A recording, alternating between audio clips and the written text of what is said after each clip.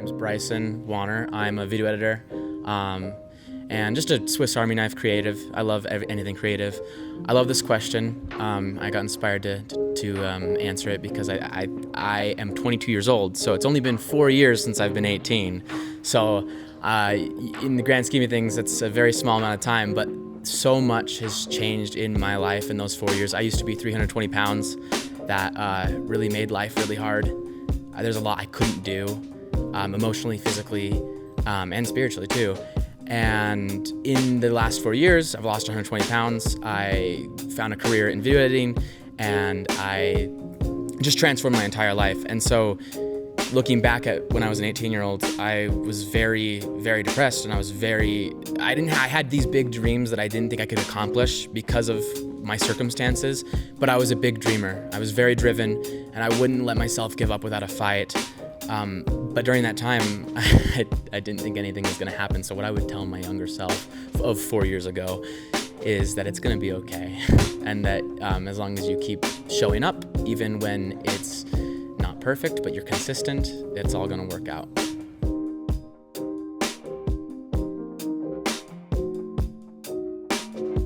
When you take that weird left turn and you feel like you're not going forward, that you actually might be going forward, or you might be picking up other skills that you need for your future. I've gone from doing photography and audio engineering, and I kept feeling like I was being pulled away from one of those, and that I was supposed to just be an audio engineer and just be a photographer.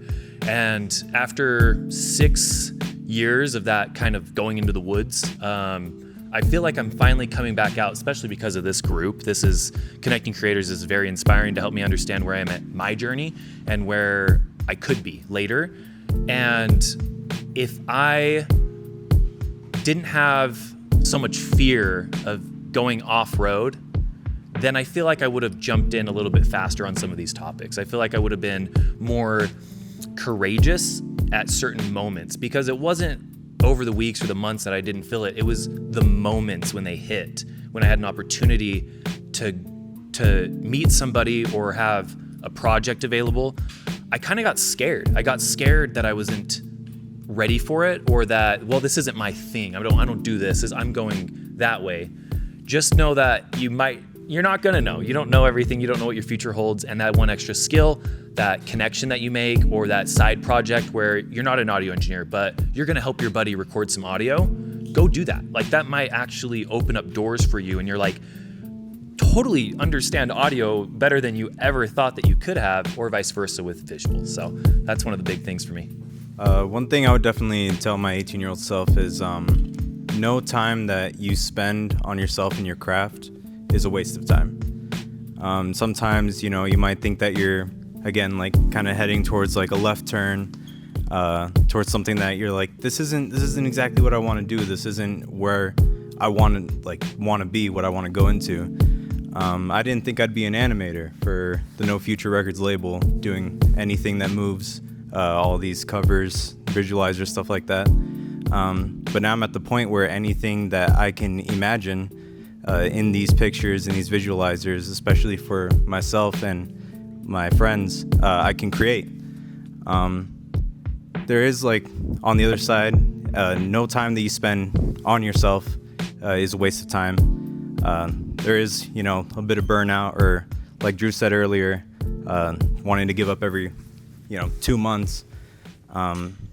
Those times to yourself where you really learn more about yourself and find out what you want to do, they can come in the most unexpected of times.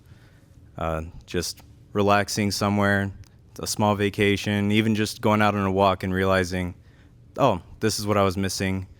Doing something with your friends, making a new song, it really can invigorate you and make you feel like you're going the right path.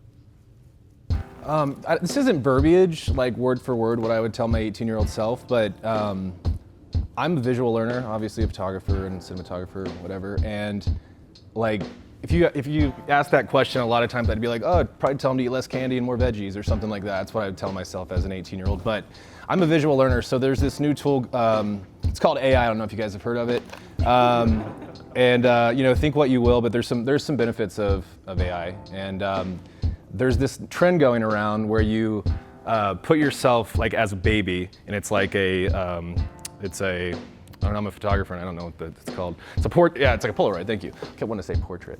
It is a portrait. But so there's a Polaroid where you can, you do the verbiage and the prompt, and it's like you as a 3-year-old, and it's you hugging yourself currently. And dude, that like hit me so hard. Like, I was like, oh, like, wow. So I highly encourage you guys to do that. That like helped me like really see and like talk to myself as a kid, like, oh, dude, crushing it. Like you saw what I looked like as a kid. Like I was a lot, but like just having that visual and being like, oh dude, like kind of love yourself a little, like that was so helpful. Like I like started crying. It was crazy. And then I did one of my mom, and then I did one of my wife, and it didn't look like anything like her, so I don't know what's up with that. But so you have to try it. But like, no, it was so cool. I go home tonight and do it. Like it's you will talk to yourself more and appreciate where you are now more just from seeing that. It's cool. Yeah, hey, I'm Sage. What a good question this is. I think I have failed more projects or career opportunities or artistic endeavors than a lot of people have even tried. And, this last question kind of bleeds into this one because, if I was looking at my 18-year-old self, first off, I would say, man, any of the advice that you think you have for me is totally wrong. Like, you have no idea the person that you're going to be in a lot of good ways, which then makes me think, okay, I guess I don't have any good advice for my then future self as well. So I just got to focus on the present.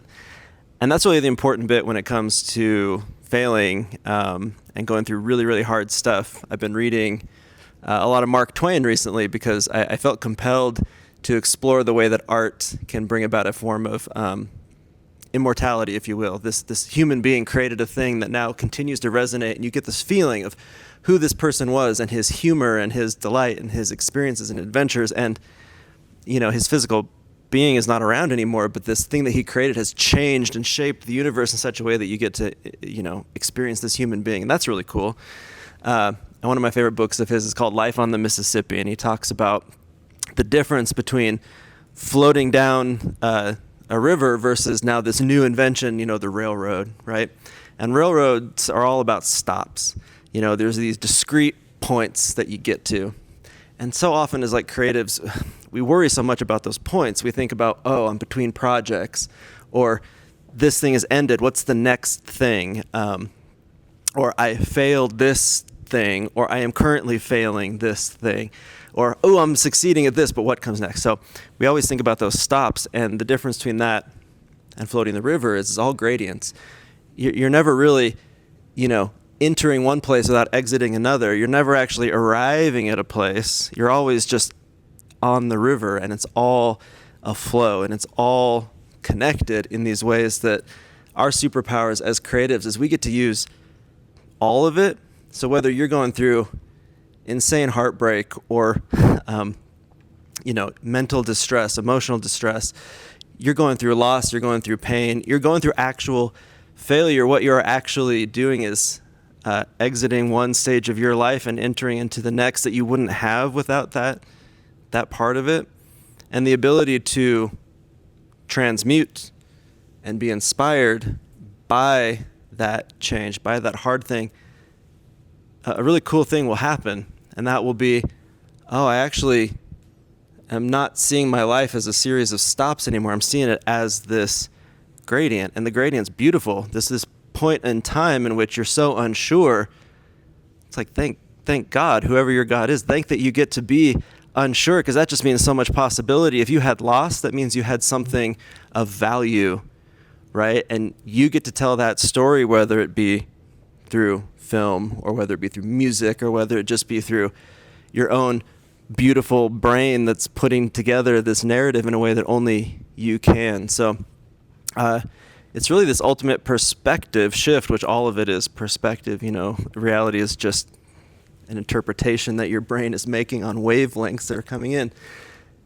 And holy cow, we are the group that gets to manipulate that, to create art of any way, shape, or form is changing the reality around you, like sound waves. That's just atoms crunching into each other, and they are now different than they were when they went into your mouth and they came out. Those sound waves now are different because of you. And the light that's bouncing off of a piece of art or a film that you make and goes into somebody else's eyeballs, it's different because you made it. So we are shapers of things. I think we should embrace that.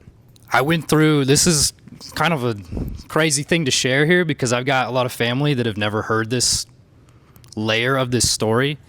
But right before COVID, I was going through a crazy internal struggle. I was trying to figure out, what am I going to do with my life? I had a job that was pretty cool. A lot of people wanted it. I had this nice little SaaS sales job. It was going well. I loved my coworkers. The founders were awesome. Still love the people over there. But from reading some different books and doing a lot of deep thinking, I realized I needed to go build and create something of my own. I couldn't sit there and build somebody else's dreams.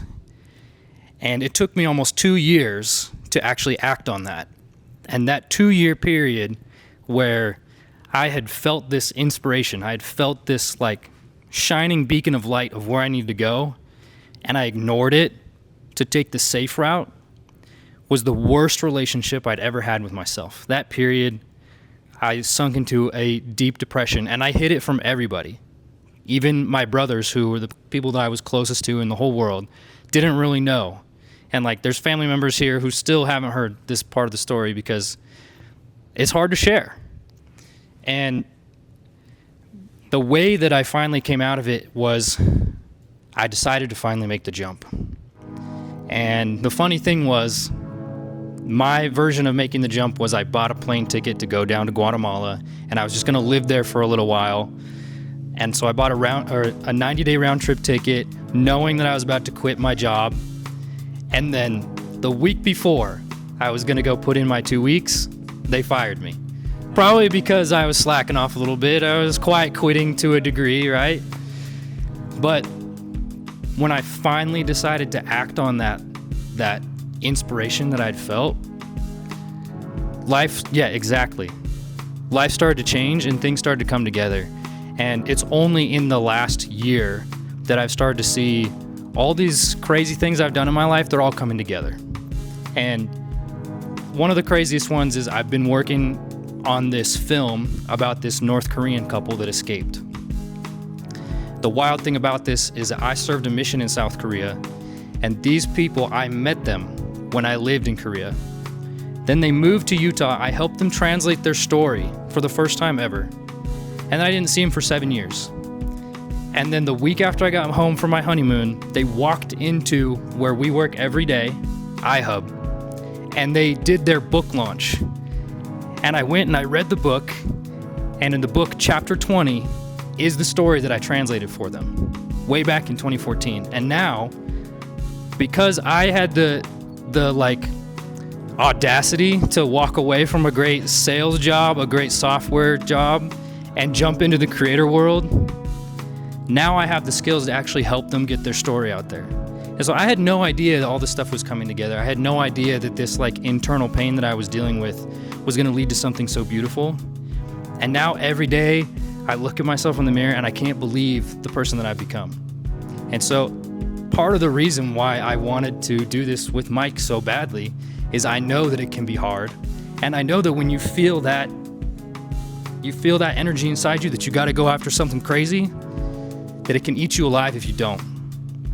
And by doing something like this, my hope is that we can inspire other people and be inspired to chase our craziest dreams. I'm a brand designer. My name's Idel. I came from Miami. My first real design job was for this like high-rise tower in the middle of downtown Miami, and they had this like really cool LED screen all over the side of the building. It's supposed to be the new hot thing when I was just starting out, and I like faked my resume, told them I graduated from college. I was still going to college at the time, and I was just trying to get a job, kind of pay the bills there. But basically, one of my first projects there, they told me that I needed to do a light show for the Super Bowl that was going to be announced outside. And I put that I did animations because, I did a GIF once in college. And So I was like, all right, awesome. That's what I'm going to do. I'm going to get it done. So anyway, I'm freaking out. I'm writing this huge essay to my boss. I'm like, oh, thank you so much for the opportunity. I'm already thinking of like ways to quit and like, how am I going to do this? And I showed it to my senior designer at the time, this guy, Chris, love him. And he's like, yeah, that looks great. Let me take a tweak, and then gave my laptop back to me, and he changed the email it was going to, and he just sent it to me instead.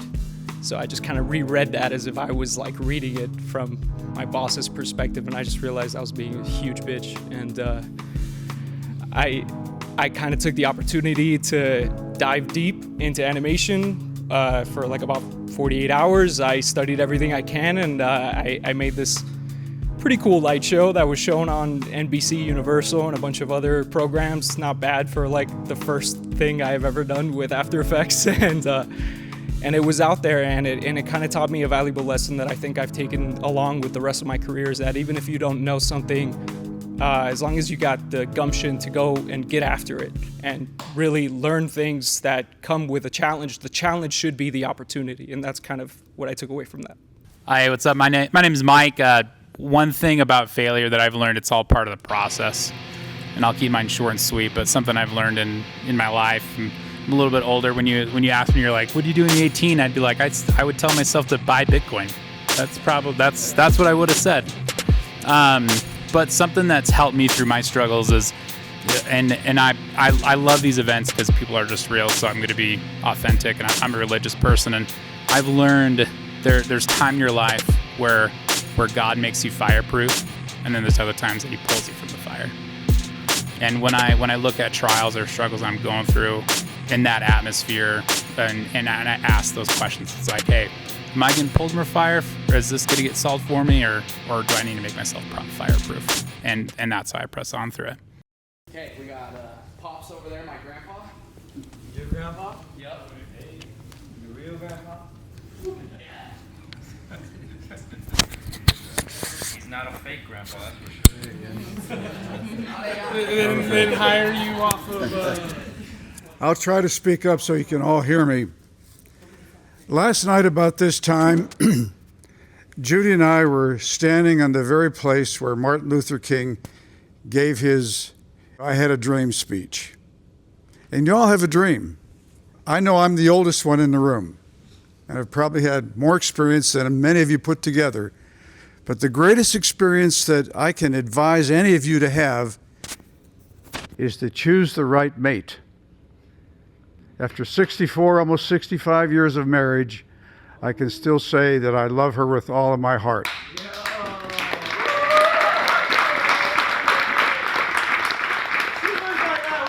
And along with that, have a family. There is no success that can even compare with having a close-knit family. Some will be near perfect, some will be absolute failures, but you'll be an integral part of what they become. They may never admit that to you, but it is a big part of it. But the other thing about what you're doing as entrepreneurs or future entrepreneurs is that don't ever give up. Don't ever give up. No matter what it is, just keep taking one step at a time. And then finally, I'd say, please do not ever blame somebody else for your failure or your misgivings. You know, I come from a family with a mother that was an alcoholic caused by a divorce from my dad. And I could easily have said, my life is no good anymore because my mom was an alcoholic. But as a very, very young man, I decided that's not what it's all about. You are you. Everything about you is you. The growth that you have is because of you. Now, you'll have mentors and they'll help you, they'll bring you along, but it's entirely up to you for the success that you're going to have. And believe me, money is not what it's all about. I've known many, many people that have had lots of money and are absolute failures when it comes to being human beings. Focus on who you are, grow each day, and listen to people like Joe and Marianne and others that have spoken here tonight. because that is where you're going to go. And when you get to the time when you're like I am, geez, I'm 87 years old. I can't even believe that. And I still feel like I'm in my 20s or 30s many times. I recently started taking up the piano. Now, I'll never be a concert pianist, but it's a beginning, and that beginning is very important. I remember years ago, there was a young man that lost his eyesight, and he wrote a book, Cry, Try Again. And I got to be in college with this young man, and I walked with him and his dog Sylvia, and I often would say to myself, I can see everything, I think I can see everything, but he sees everything without the beauty of an eyesight. You don't have to worry about your handicaps or whatever they may happen to be. You grow from it. You just become better. You listen to what Joe was sharing with you tonight. Everything he said is a fact. I've known this young man for many, many years. And when he came to me and he wanted to take our daughter and have him be her husband, I thought, wow, what am I going to say? Can I say no to this guy? He's bigger than I am. He's smarter than I am. And I love him because he has done the things that are important to him. And he has taught us a lot tonight. So as you go away from this evening, if you'll just recognize who you are, and that each day that you wake up in the morning, this trip that we took back to Washington, D.C., we also met with a cousin of mine that was born 4 weeks earlier than I, and I haven't seen her for many years. And one of the things she said, Fred, I get up in the morning and I take that first step and I feel like God bless me because I got one more day to go. That's what we don't know when our time ends. We don't know what's around the corner, but we do know that we have ourselves and we can be better each day. My grandkids, I've taught them, when I ask them, how are you? That they all don't say this, but many of them will say to me, Pops, I'm not as good, I'm better than yesterday, but not as good as tomorrow. And they believe it.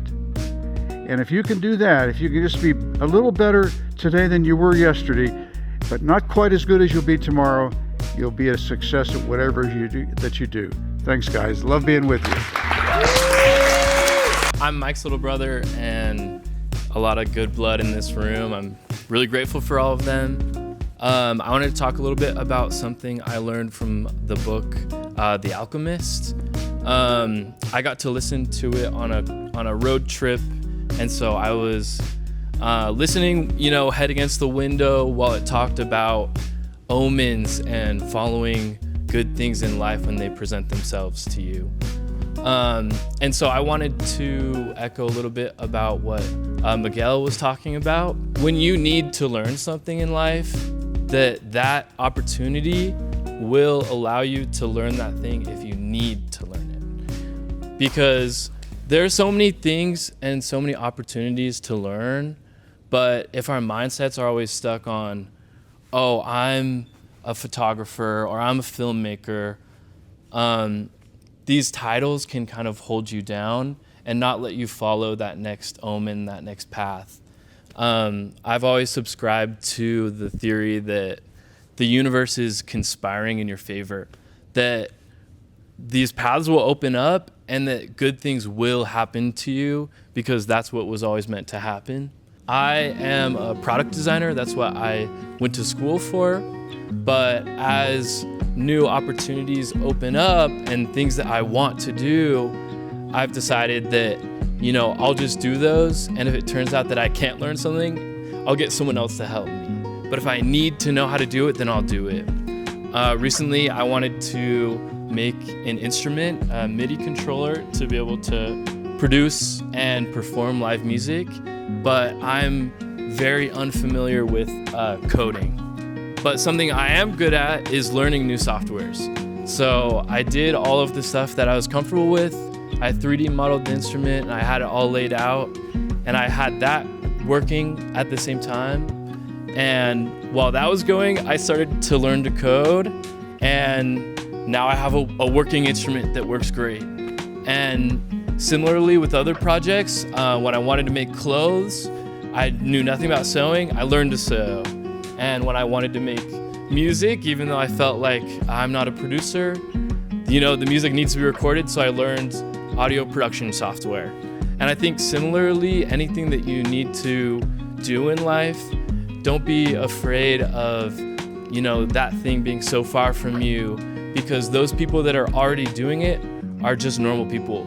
They're not some geniuses that are running, the soundboard or that are adjusting the cameras or editing those clips.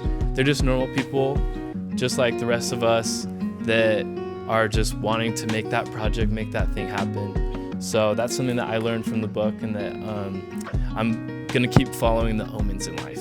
Yeah, for those of you who don't know me, my name is Melissa. I'm a tattoo artist, and I really like The Alchemist. I love that book in particular too, because it's one of the few that I feel like we get assigned to when we're like elementary school or middle school, and although we're like, oh, I gotta read this, or maybe you don't, you just look up the Snoop notes, and that one helped me a lot. Even when I started reading that one about like when I was 20, so that one helped me a lot. But this year I started reading The Creative Act by Rick Rubin, and I recommend that book to everyone here. It is a phenomenal book, and although it sounds like it's all about like artwork and stuff, like it at the very beginning of the book, it states how it's for anybody who has any sort of passion. It could be about coding, it could be about knitting, it could be about cooking, like it doesn't matter what it is.